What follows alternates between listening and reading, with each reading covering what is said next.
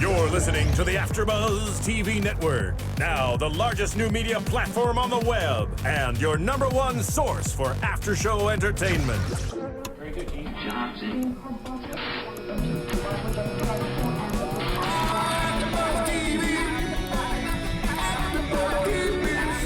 The AFTERBUZZ Studios in Los Angeles, California. Presented by Maria Menounos and streaming live thanks to Akamai Technologies. This is AFTERBUZZ TV's Homeland After Show. We'll break down tonight's episode and get you all the latest news and gossip. And now, another post-game wrap-up show for your favorite TV show. It's AFTERBUZZ TV's Homeland After Show. Good afternoon, good morning, good evening, AfterBuzzers, and welcome to the 8th week of the 3rd season of Showtime's Homeland, episode entitled Red Wheelbarrow. Red Wheelbarrow. I'm your host, Thaddeus Massey, and joining me today is the solo artist himself. Solo. Nando. Yo, this was a really, really good episode, guys. We just finished watching it, or I just finished watching it. Well, Nando just watched it like right before I did. It was really good, eventful. Oh yeah, totally. There's stuff going on, as there's always stuff going on, but there was some really good stuff going on. This episode, First of all, let's just start off. I'm sitting in the Lauren Anelli seat. She's not here for another week, so I'm just gonna say I was right. I was right. That's all I'm saying. Nando was right. I was right. I win. Episode 8. Let's just jump right to the end. Lauren forfeits. Yo. I win. Right. He wins that, and that's probably like the biggest. That's probably the biggest prediction of that the was season. A pretty good one. Yeah. That's probably the biggest prediction of the season because we that ran for a few weeks.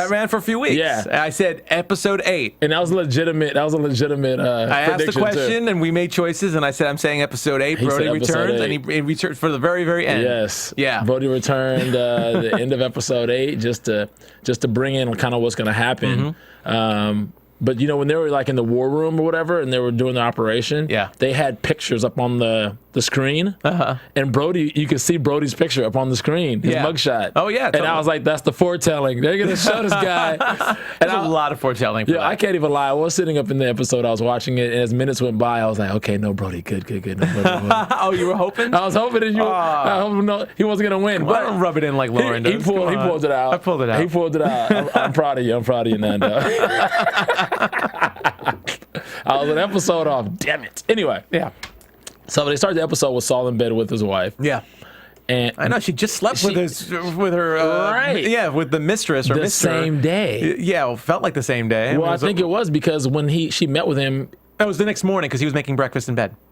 So it was the next morning, but I think he was like, he said we just slept together the night before. That's right. Exactly. Yeah. At the Ritz-Carlton. Slut. You're like, what? What the mirror? I was like, oh no, it's still warm. Paul saw it, and you know, it's still like, oh. I'm like, okay. I mean, just Saul. I think Saul knows. He's not stupid. He's a freaking intelligence officer. Like, he knows his wife is doing whatever, but I just think that it's a matter of what's most important to him is his job. You know what's really funny?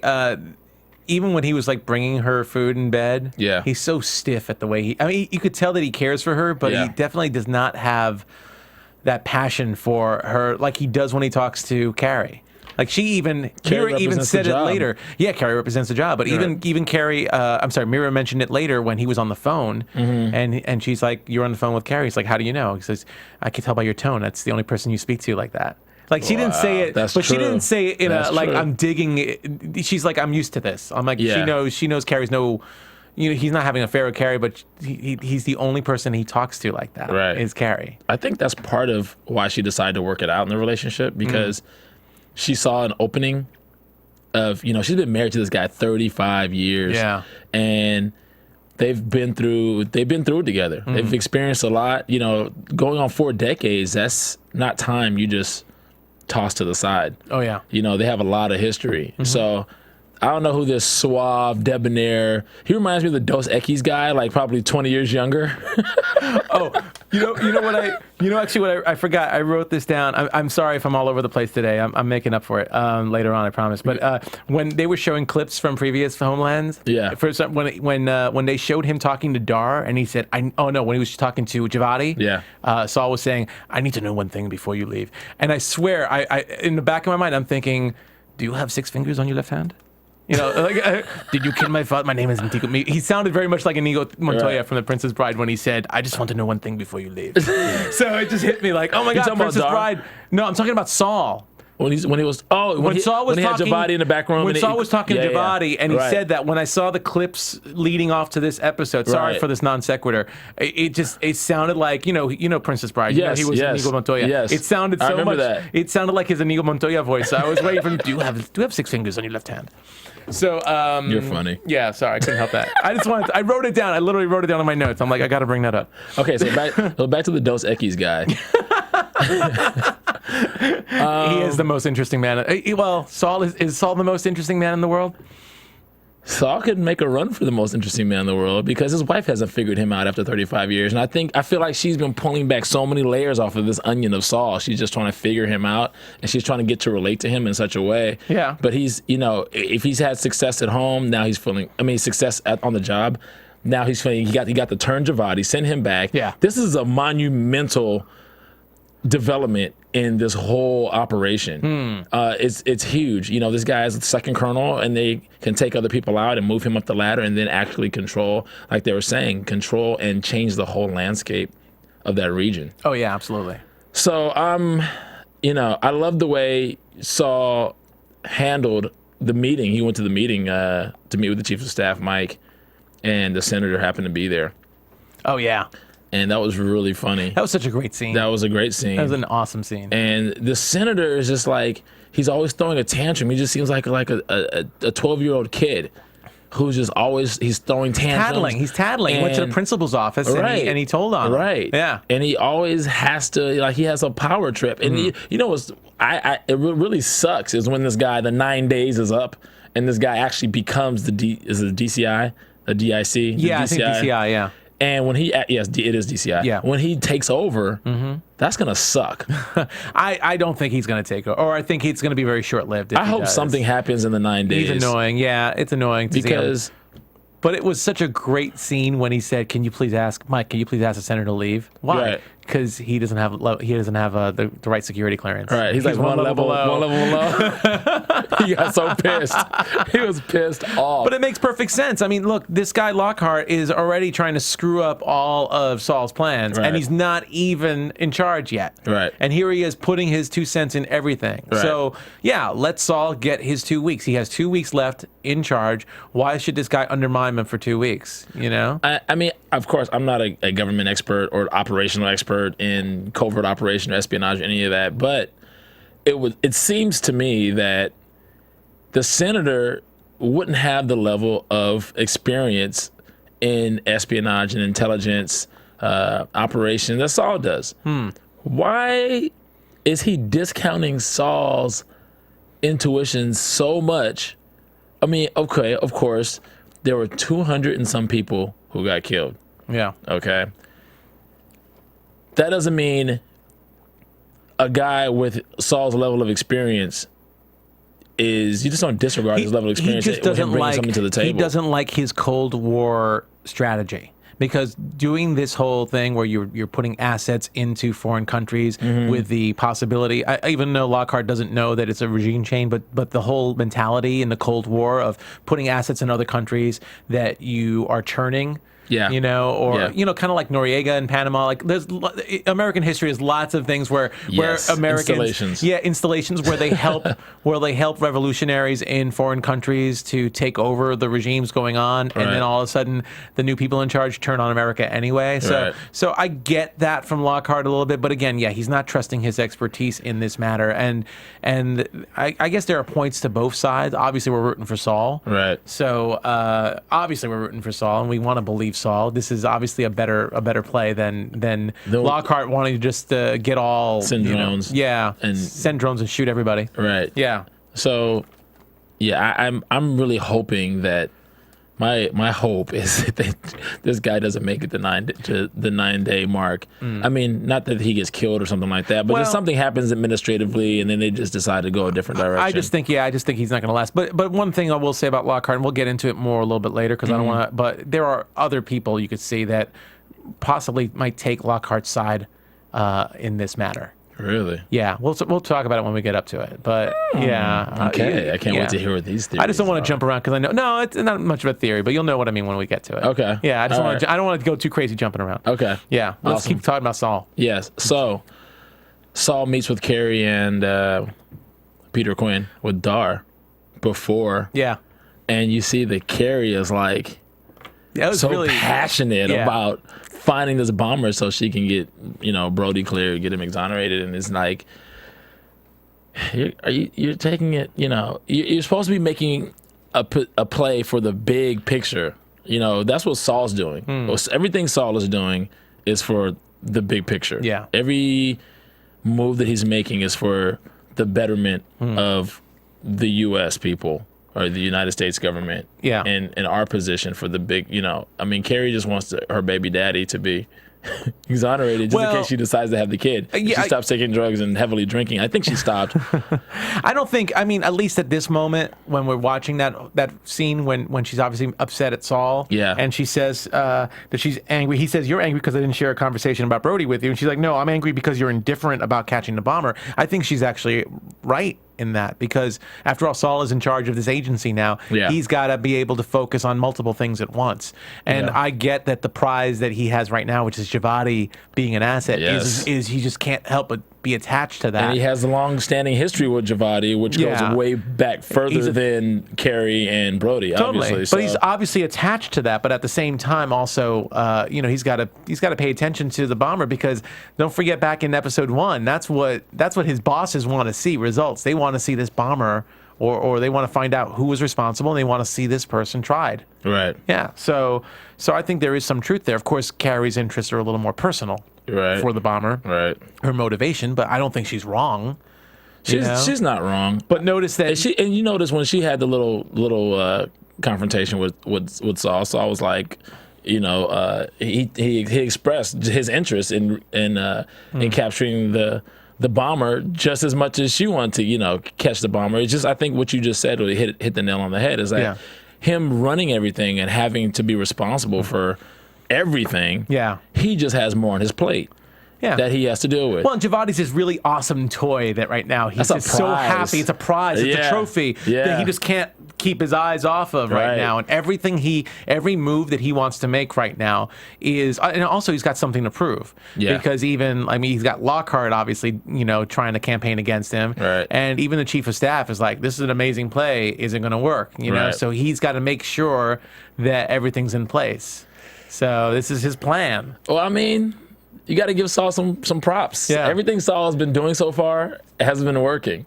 It's so far. Even when we don't think he's got a plan. Like Lauren would mention, even when we think he doesn't have a plan, he has a plan. He has a plan. Yeah. He even went into the Senate Intelligence Committee with the plan. He orchestrated that whole. He knew all that was going to go down. It's just a matter of who knows what plan he's thinking of at the time. I'm starting to look at Saul like a little bit of a godfather. I'm serious. This dude is like, it's a little crazy. He's a puppet master.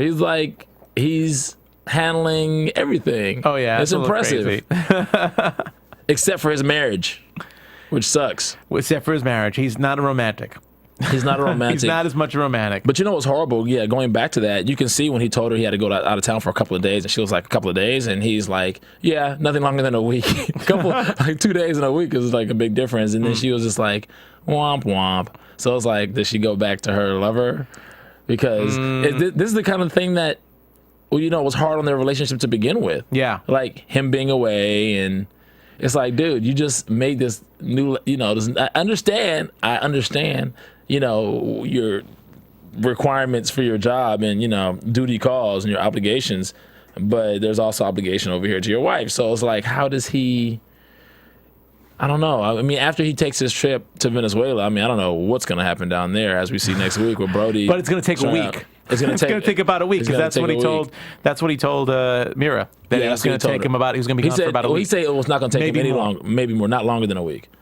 And he said it's not going to be there longer. Oh, not longer than a week. Yeah. Oh, okay. He said a couple of days. No longer than a week. Oh, okay. I think that's what he said. All right, cool. But then you see in the episodes, the previews for next week, that he's trying to help Brody get back to himself. So we're getting ahead, but we are getting ahead. So that's not gonna happen in a week. But I don't know. I don't think you kick hair on in a week. But anyway, so let's jump back to Carrie and this whole Paul Franklin, Leland Bennett thing. Going on with the bomber situation. So Saul's like, yeah, I want you guys to catch him, whatever, blah, blah, blah. Carrie's like, all right, cool. So now Carrie is meeting in the church. Yeah. With Paul Franklin. I thought it was really interesting. Who's Leland Bennett's fixer. Yeah, I want to say, well, first of all, you know what? Because before I lose it, it's in the chat. Brent Henry put down the name of this episode's the Red Wheelbarrow, and I guess that the way they ended up meeting via text was that line. It all depends upon. I wrote it down here. I saw it. A red wheelbarrow, and it's actually from a poem by William Carlos Williams that was first published in 1923 in his book Spring and All. It's I'm sure he just copied this from Wikipedia. It's one of the best known examples of an Images poem, which I'm not sure what that means, and one of Williams' most frequently anthologized poems. I'm not familiar with him. Interesting. I'll have to look him up. I actually was going to look this up, but since right after the episode ends, we do this. So we'll hopefully we'll have some more on it. But it was really this is the second week in a row that the name of the episode came off of I believe a literary quote. Yeah, totally. Interesting. But I thought it was That's really good writing. I thought it was very, very interesting. But what I thought was interesting was both of the meetings that Carrie had with Paul Franklin were in religious places. Yes. And I almost feel like that was like, I don't know, I just feel like these guys are so evil, obviously, because they're American, but obviously they're behind this bombing. Right. And they're so like chicken shit, I have to say. They have to meet in churches as if that was some kind of way to exonerate or to actually say, oh, what we're doing is good work or something. Yeah, I almost feel like they're hiding in churches to do these meetings. Now, maybe I'm remiss that I didn't get this. But have they? What do you say? How have they leaked out or hinted to what the purpose was of them actually being involved in this bombing? Not yet. Okay. Other than the fact, because I'm like, why would they? Well, you know what? I'm guessing it all comes down to money. When it comes to those firms, I would assume it ultimately is a money thing. Whoever's paying them top dollar to do this. So. To get their hands dirty like that.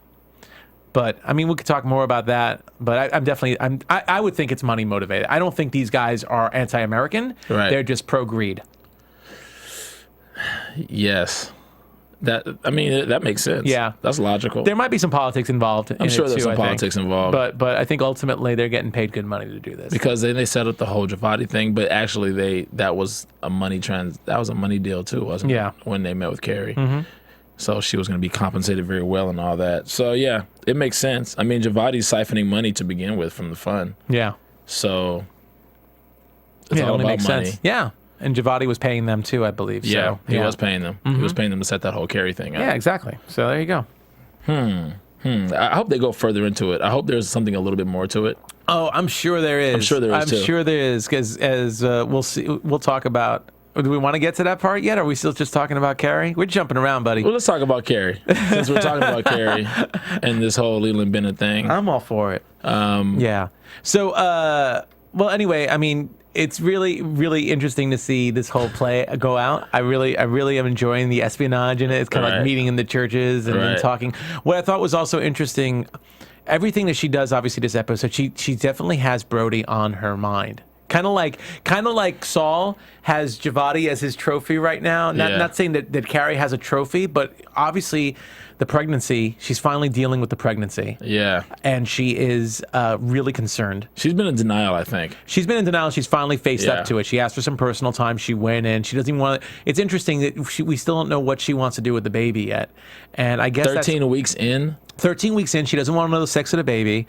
Based on her actions when she was talking to her doctor, the doctor was actually asking, "Do you want to keep it?" And she didn't give a straight answer at all. No, she doesn't. But it sounds like, I think what it sounds like is she wants to clear Brody first. She's still in love with Brody, and she wants to clear with Brody, or not clear with Brody, but clear Brody. So that he can come back to the States and not be considered a terrorist. And I think that's all dependent on that. And we get to see that later in the episode. That seems to really affect her on her motivations. And obviously she's not thinking rationally because of it. But even in the first scene in the church, she was lighting candles. Right. And Paul Franklin was like, what are you lighting the candles for? I didn't know you were religious. She goes, oh, I wrote the line down, but something for all the departed. And old she wrote boyfriend. And then she said something about old boyfriend was religious. Yeah. But you could tell that candle was, to try and. Right. So has she been trying to, do you think she's been trying to like miscarry on her own because she said she was doing a lot of drinking and she told the doctor, she spoke with the doctor and she said she was on lithium and then she said, I did a lot of drinking. And the doctor was like, after you knew, and she was like, yeah. I've been under a lot of stress, she said, a lot of stress at work. Which we all know is true. So you think she's been like trying to self-induce, like subconsciously, like self-induce a miscarriage or something? I could totally see that happening. I mean, she's very conflicted over the whole thing. Yeah. And now that, now that she knows from last week's episode, Javati said Brody wasn't behind the bombing, notice now all of a sudden how she's starting to try and exonerate Brody. She's trying to find the bomber. She's that much more dedicated to find the bomber and to clear Brody. So it only makes sense now that she heard officially from Javati that Brody wasn't involved, that she was going to go through all this to try and bring him back. She took a bullet for Brody. She took it. Well, it's almost stupidity. They took the she took a bullet. She took a bullet. She was willing to risk her life. She was willing to risk a lot more in her life on that one. Just to that was clear this guy. Yeah, but yeah, that was her whole motivation right now, and we see by the end of the episode that it could have cost her life. I want to see Dar have a little more juice than just running an operation and being on a microphone and saying, no, don't do this, or do that, take a shot, don't take a shot. Like, I want to see him have more influence, a little more power, just based on his presence in the situation and what they're in. Like, it just seems like he would have more juice. I don't know. I liked him at that in that scene. Actually. I liked him in that scene as well. I liked him a lot. And but then it almost like she undermines his authority by just not listening to him, and everybody else is standing down except for Carrie. Like Carrie, the only person Carrie listens to is Saul for the most part. Not even all the time. If and when she feels like it. Well, I was about to say. So it's kind of like Carrie's gonna do what Carrie. But here's the thing. Carrie always goes, you know what? When she got shot, I actually, in my mind, I was like, it's about time. I really actually said, no joke. I actually was like, it's about time someone does something about this because she's always going rogue. Right. She's always going against her superior's wishes. I mean, Estes was a bit of a douche, so we didn't care if she went against him. But I mean, Dar put it perfectly. Dar and Quinn actually put it perfectly. Quinn said, "You're fucking us. You're fucking everyday." Yeah. You're ruining months of work. Your work. Your own work. Your own work. Yeah. Your own work. You're ruining. Just because you want to save this bomber they don't know exactly why she's doing this. We know it's because she wants to exonerate Brody and she needs the bomber to do that. Right. But they're all screaming at her, don't do it. This is just like several other times when she does her own thing. Yeah. And finally, she paid for it. But agents are supposed to be, you think like they're trained like military, they follow orders like they're told, and she just does it. Like half the time she does what she wants to do. Yeah. If she just feels like, no, I feel like this is better. Like that's something that's not. That's in the real world, they would have been you know what I'm saying? Fired a long time ago. They would have been disciplined a lot heavier than Carrie's gotten away with it because Carrie's been right most of the time. But this, in my opinion, at least was one time when Dar was actually right. You had to sacrifice the bomber to keep Javati in play because it wasn't the big picture. Exonerating Brody wasn't the big. Well, it was catching the bomber was important, but she's associating the catching the bomber with exonerating Brody. As far as they're concerned, catching the bomber is important because he was responsible for the bombing as opposed to exonerating Brody. They're not. I don't think they care as much about clearing Brody. She cares about clearing Brody. Yeah. I think catching the bomber was important to them. It's like, okay, the guy who's responsible is dead. Yeah. Now let's keep this thing in play. You know what I'm saying? He's just some guy that's for hire at the end of the game. I mean, Javati and obviously Leland and Franklin and whoever else is involved in this, those are the big players that you want to go for. I mean, you could just hire another person to make a bomb, I would assume, in this world. Right. I mean, we obviously didn't know we knew very little about this bomber. He was not a major player. We just saw him being very nervous in a hotel room. He was nervous. So obviously he's not some trained, like, cool under pressure. Somewhat, but he was just for hire and realized, oh no, my cover's been, someone's blowing my cover. Right. And he's about to get a package to get sent out, sent out literally, but out of the country. I'm like, dude, you didn't sniff that out. I guess you know what? He was just all fearful and trusted the wrong people. Go get a fake ID and bounce. But here's the question I want to ask, since we're on this right now. Here's the question I want to ask. Was Paul Franklin acting alone himself when he killed the bomber? Because his conversation with Leland, as Carrie mentioned, as us as the audience heard, was to send that Leland told him, I don't care how you do it, just get him out of the country. I mean, technically he's out of the country because he's dead, but that's what the conversation was with Leland. I don't care how you do it, but get him out of the country. And then Paul ends up killing him. So I almost wonder if Paul's got a little something on the side going as well, if he has other ulterior motives for getting rid of this bomber that Leland's not aware of. Well, apparently, that you said Leland's not aware of? Yeah, that Leland's not aware of. Oh, you mean other ulterior motives that Franklin has? I think he definitely has some ulterior motives going on. Yeah, so because he's doing stuff, and Leland just tells him to take care of it or fix it. Make sure this happens. But obviously, he's not policing him in such a way that he's actually micromanaging how he does everything that he does. Well, here's the thing. Because that's how things kind of got out of control to begin with. Up to that point, when we saw Paul, he just seemed like a middleman. He seemed like he was a suit. He was a suit, just a wheeling and dealing, trying to negotiate Carrie's release so that Carrie could meet Javadi, or meet Leland, so then Leland could set up the Javadi meeting. Right. And even when he was meeting up with Carrie, the way Carrie was talking to him in the churches, I mean, she was obviously making a play to look, like she knew nothing was going on, and she was worried about her own self. If Leland gets caught, she'll be indicted as well or involved as well. She played that really well. She played it really well. Yeah. And Paul just took it, he had to take it, and he ends up calling his boss, and his boss says, take care of it, get him out of the country. And all of a sudden we see this, kind of like what happened with Javadi when Javadi went for the double murder, when he killed his daughter-in-law and his wife. This was a man who it's very similar when you think about it. Here's a man in a suit who hasn't really done anything violent at all. And if anything, it just seems like his best asset is his mind and his connections. And next thing you know, he goes... Which you're sure he has. Which he's sure he has. But then next thing you know, he walks up to a hotel room, has his gun out. Once the guy opens up the door, bam, bam, shoots the bomber, and gets all Breaking Bad and starts pulling acid in the tub and everything to dissolve the body. That made me look at him like, who is this guy? This guy, there's more to this guy than meets the eye. And that's what I'm saying. And the fact that Leland didn't say kill him and make the body disappear. He's doing this on his own. That this guy might be a little more dangerous than we've been led to believe from the 2 or 3 appearances we saw of him. He may be more dangerous than Leland even knows. He might be. Because like you said... He didn't tell him to kill him. I'll save it for predictions, but I think there is definitely something else there with Leland and between Leland and Paul that at least from Paul that Leland's not even aware of. Right, and maybe that's also why Paul or Leland was so forthright with Dar and saying, "I have nothing to hide. Go ahead." Yeah, because it's like ultimately maybe he can just cut off Paul. And well, who knows? Maybe he thinks he can get rid. Yeah, maybe he thinks he can get rid of Paul, but it looks like Paul might be a handful himself. Right. Yeah. That'll be interesting to see how this is going to play out. That would be interesting.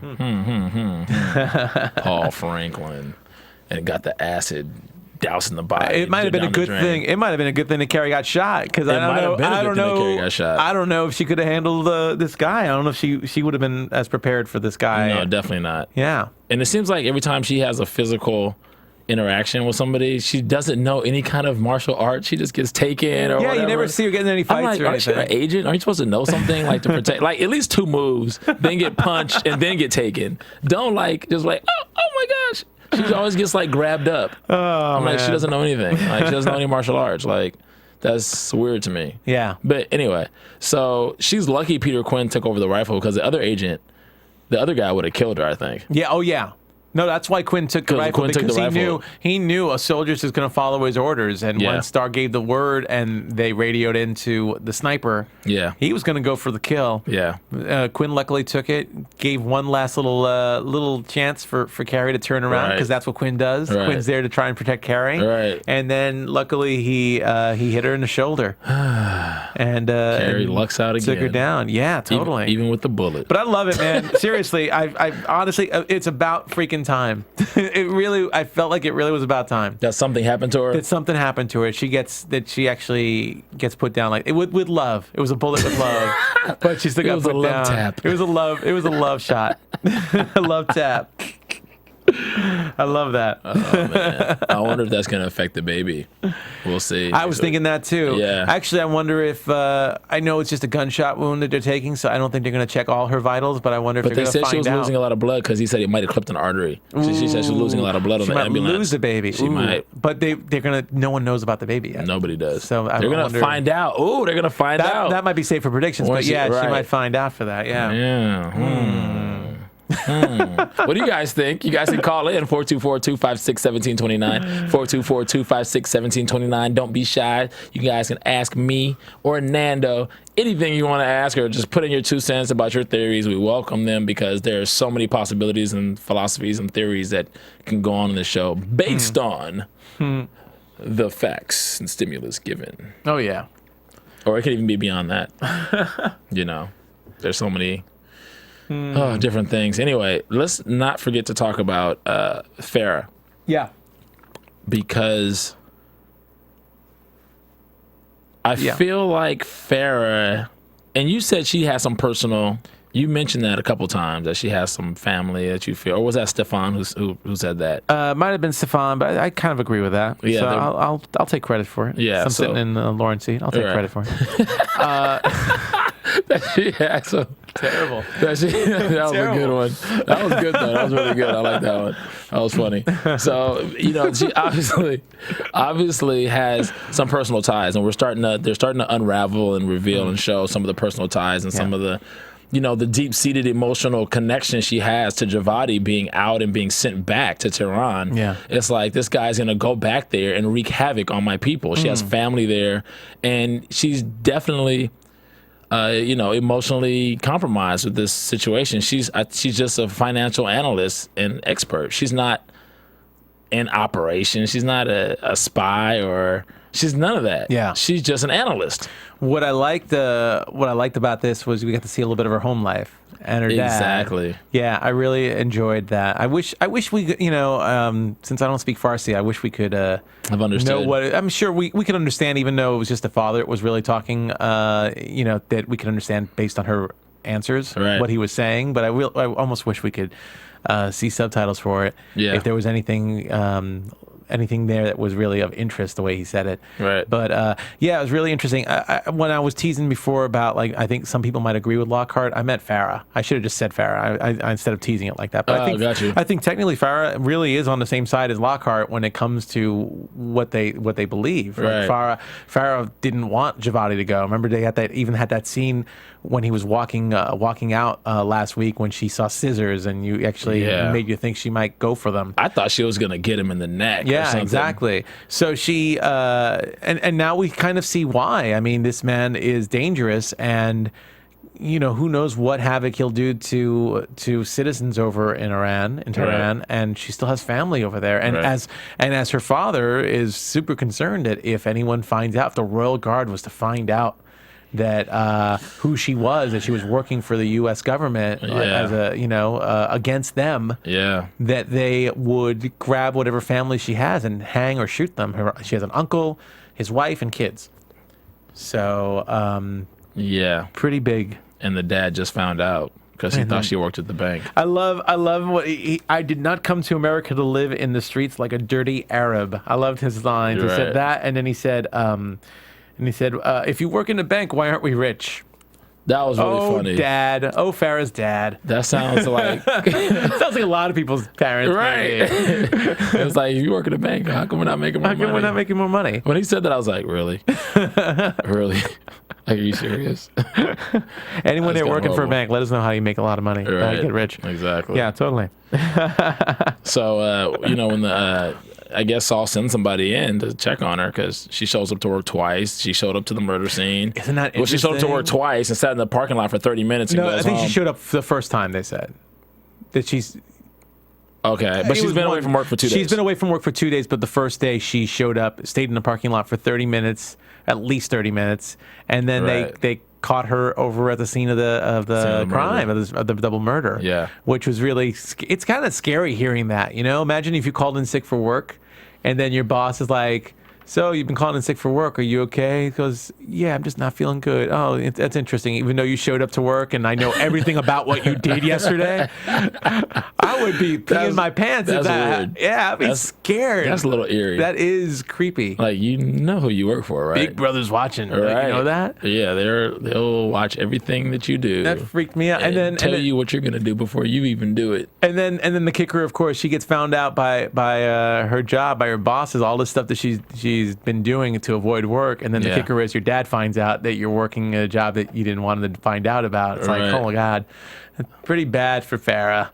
But I did love the Fara scenes. She wasn't in that much this episode, but I really love this character, and I can't wait to see more. And I really think she's going to end up doing stuff that's going to compromise the operation. Yeah, I really think she could compromise a lot. So I think she's a really good antagonist to put in there. I mean, she ultimately comes from a good place, but she obviously has her own motivations. It's going to come from naivete.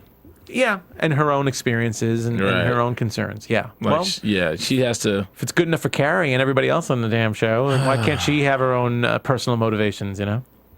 I don't know. I'm not sure. Well, obviously, I'm not going to agree with her going on her own tangent and doing her own thing as far as, you know. Well, she's not going to go on her own, like, she's not going to go rogue like Carrie does, or do things like Saul does against, you know, Lockhart, obviously. But she's going to have her own. She's going to have her own demons her own issues to deal with. Yeah, her own temptation. What much more can she do though? I mean, Javati's already been sent back. The operation's already in play.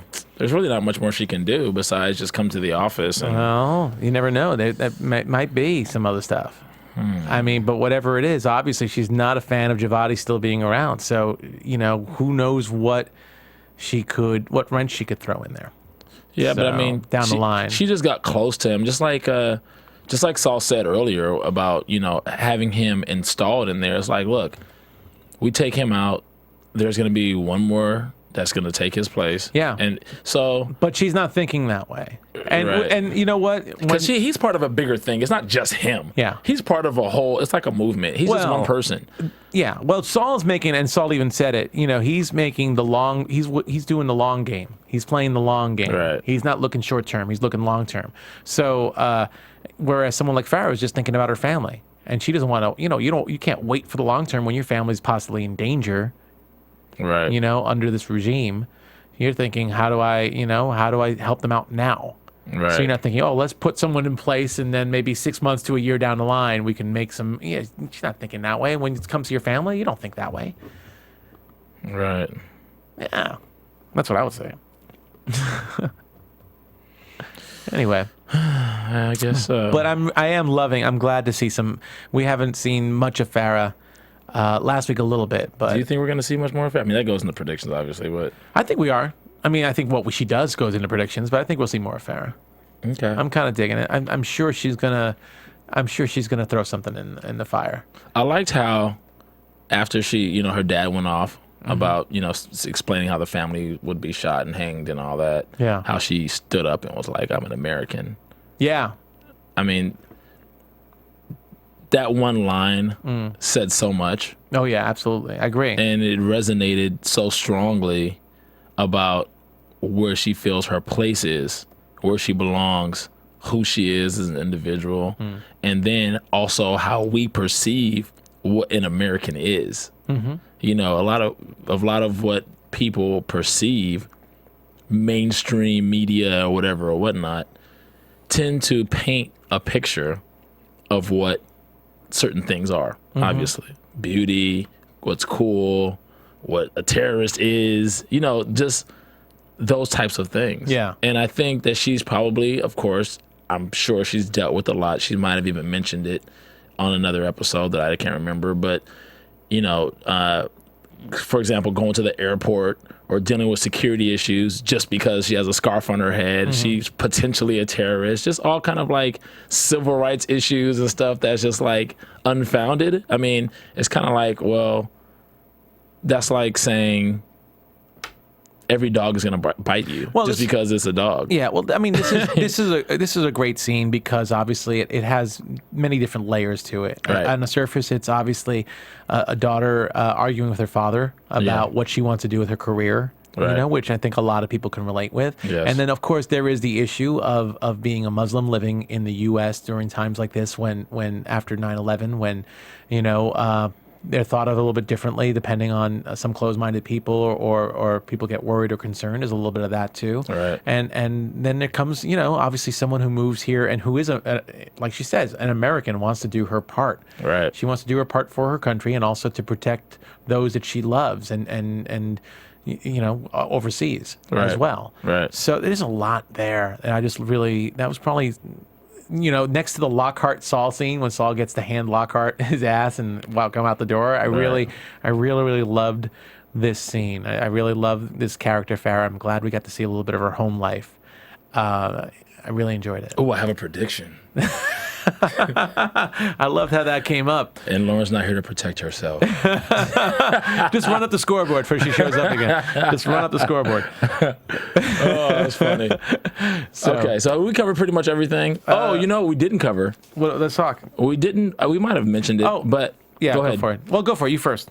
I'll remember it. The Dos Equis guy breaking into the house and planting whatever it was on the computer. Yeah. So he turns out to be... I'm guessing, is he a spy or is he just someone who's really, really stalkery and creepy? No, he's a spy. I think, here's something, and this he's sounds... on the computer, planning stuff on the computer with wires. Excuse me, maybe I'm sitting in Lauren's seat, but I honestly think that, and I was thinking this when I first saw him, that, and I can't believe I'm saying this, I think he was too hot for Mira. I think that guy is too good looking a guy.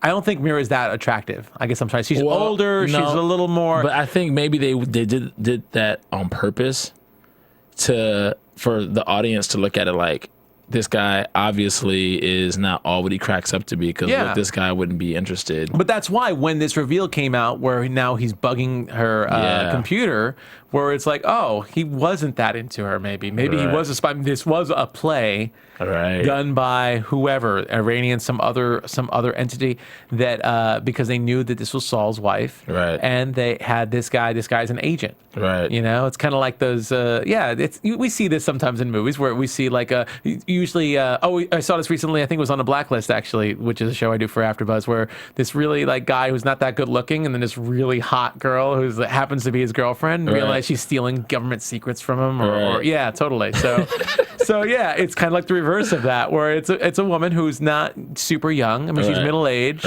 She's full figured. To be nice, and then you got this guy who looks very GQ. Well, no, this guy is GQ. This guy is pretty GQ. He's probably James Bond from whatever country he comes from. Yeah, he comes in and he's like womanizing, and hey, took you to the Ritz-Carlton 2 days ago, and totally. You know. So I mean, So all of a sudden, now that we see this reveal, it's kind of like, why didn't it's almost like I was too nice to say anything about this before, but now that you see it, it's like, this was not a couple that seemed to be compatible. Really, that seemed to be compatible. There's something else hidden in there. I can't even lie. Like for probably like 2 or 3 seconds, when he went back to the car and he checked his device, so I guess he can hear. Yeah, I thought he might blow the house up. You know what? I thought was that like, too. For is a second, he gonna blow the house up? For a second, I thought, oh, something's gonna happen here. Yeah. Because then she turned on the computer. I mean, she turned on the TV. Yeah. And then I thought she might go to. I want to hear her last words before I blow her up. Yeah. No, but because I don't know if you remember the movie Die Hard. What was one of the Die Hard movies? Yeah, it was the number 4 one. Live or Die Hard? I haven't seen that one. I'm sorry to say it, but it was with Justin Long. Yes, that's Live or Die Hard. Yeah. Right. Okay. Yeah.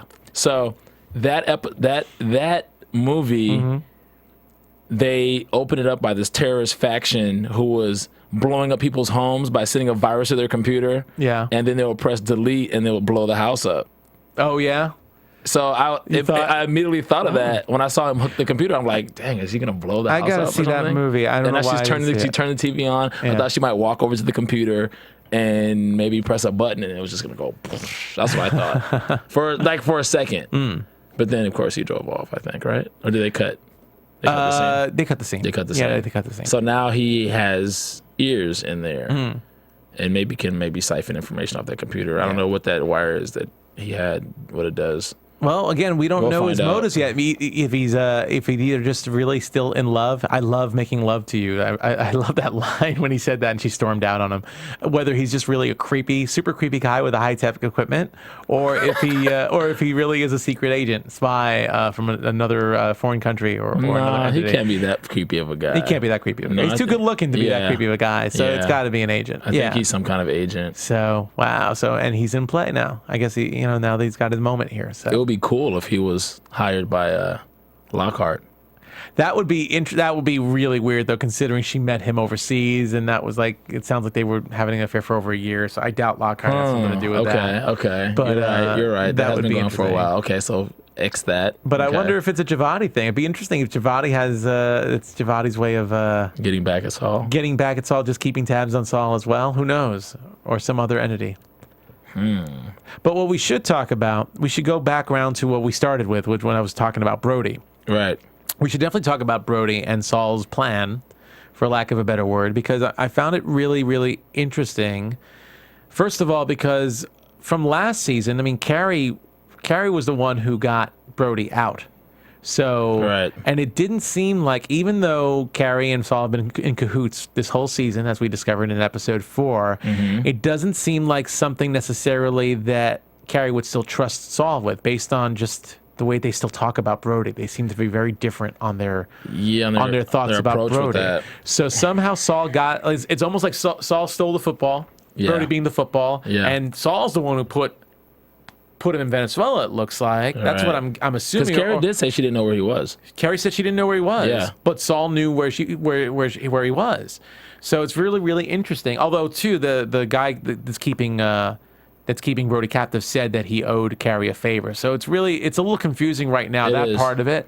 But again, Saul knows where Brody is. Saul doesn't want Carrie to know that he went down to Brody. Yeah. He told Dar he was going on a trip, and his trip was really important. I wasn't clear whether or not Dar knows that Saul's going down to see Brody either. Dar has been in the dark. Which is interesting. Dar has been in the dark, but Saul did tell him before he walked in to talk to Quinn and Carrie, when they were talking about like that Leland was, Leland knows where the bomber is.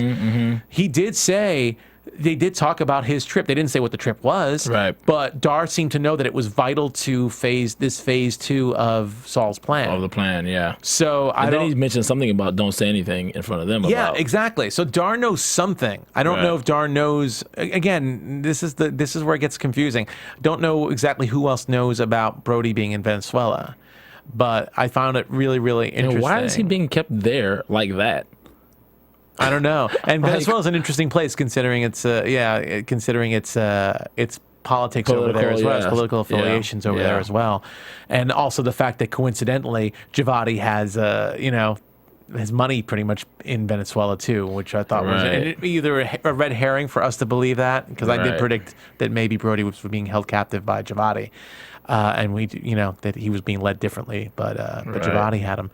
So I find that really interesting to see where this part of the show goes. I'm glad to see Brody back. I mean, it's episode 8. We've only seen him for 1 episode. Right. And really, after the twist, after that big twist in episode 4, we all but forgot about Brody. It's almost like it didn't even care about what happened to Brody. It was really a non-issue. Yeah.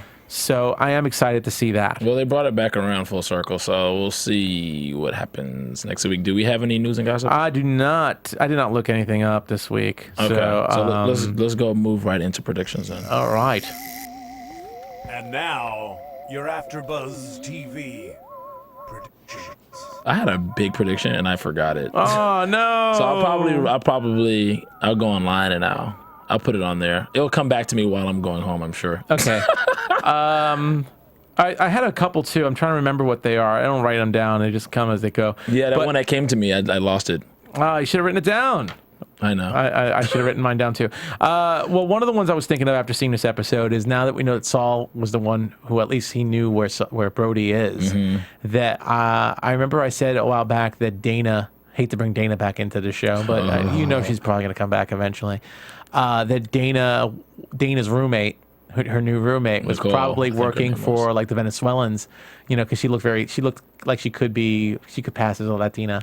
Interesting. But I think definitely that I think her name was Angela, that her roommate is actually works for the U.S. government and probably like FBI or CIA, someone watching over Dana. Very 21 Jump Street-ish. So I feel exactly. So I do feel that Dana's going to come back into play somehow. That maybe Saul is using Dana as motivation for Brody to do whatever it is that he's doing, all his training that he's doing again that we saw in clips for next week's episode. Interesting. So that's a big one, I think. Yeah, absolutely.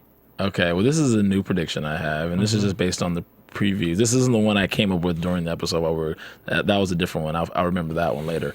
But the one I have right now is that I was thinking, why is he training Brody to become operational? It looks like as an agent, he's firing rifles and looks like he's training. Yeah. So I'm thinking Saul's plan is to help exonerate Brody as well, regardless of the bomber, and spin the whole story like this guy was undercover. He was a congressman, but this was all an operation, and he will turn out to look like, at least if he doesn't look like a hero, he's gonna look like just like maybe a spy. I think, and he'll be able to come home and just live a regular life. I think actually that Brody is going to be used as an asset as well, probably be sent overseas because most of the world still thinks of him as the terrorist responsible for the bombing because of the videotape. So my thinking is that they're going to do a reverse switch and they're going to send him over to, let's say, Iran as a hero, as a war hero for Iran. That's a good one. That's what I honestly think that he's at least aiming to do with Brody, right, to help with the regime change eventually for Javadi. That's what I'm assuming is going to happen there. 2 installations. Yeah. By the way, I do want to mention there's one other thing, prediction-wise too, is the whole thing with Paul and Leland. Yeah. There's obviously Carrie said it herself. Carrie's incredibly smart. There's got to be a reason why. There's got to be something we don't know as to why they killed the bomber. Right. I honestly think that there is somebody in the government behind the bombing, the U.S. government behind the bombing at Langley. That's the only reason why they take out someone like a bomber was to protect somebody high up. So I'm going to say, and it might even be Lockhart. I might even say Lockhart. You know what? I just said it. Skinny branches. I'm reaching for the skinny branches. It's Lockhart. Lockhart's behind the bombings at Langley.